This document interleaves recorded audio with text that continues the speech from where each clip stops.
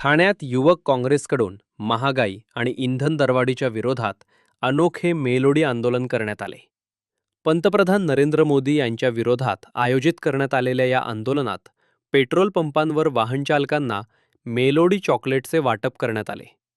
यावेळी कार्यकर्त्यांनी भारतीयांना महागाईचे चॉकलेट अशा आशयाचे फलक झळकावत केंद्र सरकारच्या धोरणांवर टीका केली.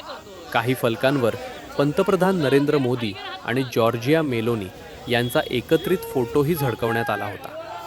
वाढती महागाई, इंधन दरवाढ आणि सर्वसामान्यांवरील आर्थिक भार या विरोधात हे आंदोलन करण्यात आल्याचे युवक काँग्रेसच्या पदाधिकाऱ्यांनी सांगितले. नागरिकांनाही या आंदोलनातून महागाईच्या प्रश्नाकडे लक्ष वेधण्याचा प्रयत्न करण्यात आला. या आंदोलनावेळी युवक काँग्रेसचे प्रदेशाध्यक्ष शिवराज मोरे, ठाणे युवक काँग्रेसचे मेहेर चौपाने यांच्यासह अनेक पदाधिकारी आणि कार्यकर्ते उपस्थित होते. महागाई वाढली आणि आज आपण मेलोडी चॉकलेट हे अनोखं असं आंदोलन करते काय? नाही, आपण पाहिलं असेल की देशामध्ये गेल्या 11 वर्षामध्ये सगळ्यात जास्त महागाई वाढलेली आहे. गेल्या 11-12 वर्षापासून महागाई वाढत चाललेली आहे. डॉलरचा भाव वाढतोय, रुपया खाली पडत चाललेला आहे. गॅस साठी आपल्याला काय मरमर करावी लागते, गॅस भेटत नाही, ब्लॅकने घ्यायला लागतो. हे आपण सगळ्यांनी पाहिलं असेल.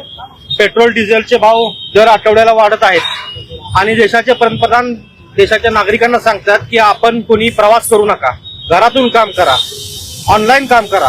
मला सांगायचं, पेट्रोल पंप मध्ये पेट्रोल भरणारा माणूस हा ऑनलाईन पेट्रोल कसा भरेल गाडीत? आणि स्वतः मात्र परदेश दौरे करतात. इटलीच्या पंतप्रधानांना मेलोडी चॉकलेट देतात गिफ्ट म्हणून. तुम करो तो मतलब या नाम करो तो सजा, असं नाही होऊ शकत. त्या देशाच्या नागरिकांच्या तुम्ही तोंडाला काळं फासण्याचं काम केलेलं आहे.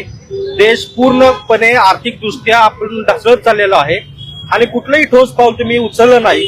देशाच्या नागरिकांना तुम्ही नेहमीच गृहीत धरलेला आहे.